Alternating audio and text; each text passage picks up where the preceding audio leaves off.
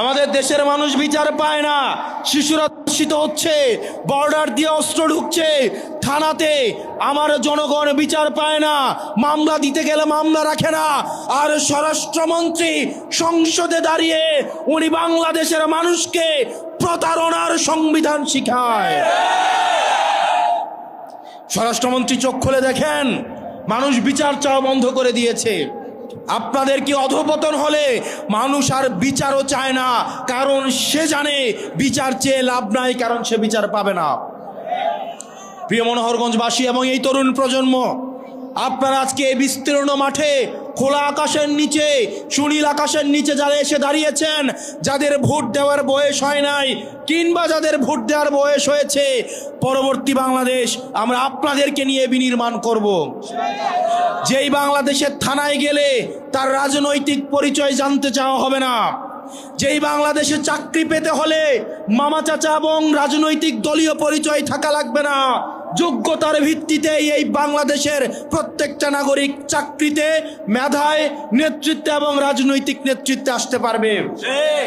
প্রিয় মনোহরগঞ্জবাসী, আমরা এমন একটা বাংলাদেশ গড়তে চাই যেই বাংলাদেশে পলিটিক্যাল লিডাররা রাজনৈতিক মঞ্চে দাঁড়িয়ে শুধু বড় বড় কথা বলবে না, বড় বড় কথা বলে তারা নিজেরাই যাবে থাইল্যান্ডে চিকিৎসা নিতে, সিঙ্গাপুরে চেক আপ করাতে, তাদের সন্তানদেরকে তারা ইউএসএ, আমেরিকা, কানাডায় বেগম পাড়ায় রেখে পড়াবে।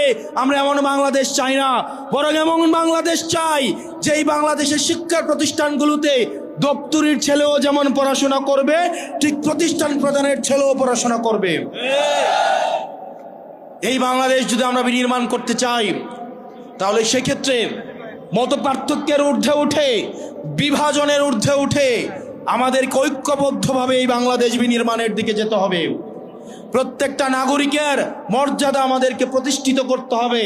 এবং আমার সামনে যে উদ্দীপ্ত তরুণ সমাজ রয়েছে, আপনাদের সামর্থ্য, শক্তি এবং উদ্দীপনাকে কাজে লাগাতে হবে। আমরা অতীতের রাজনীতিতে দেখেছি তরুণদেরকে লাঠিয়াল বাহিনী হিসাবে ব্যবহার করা হয়।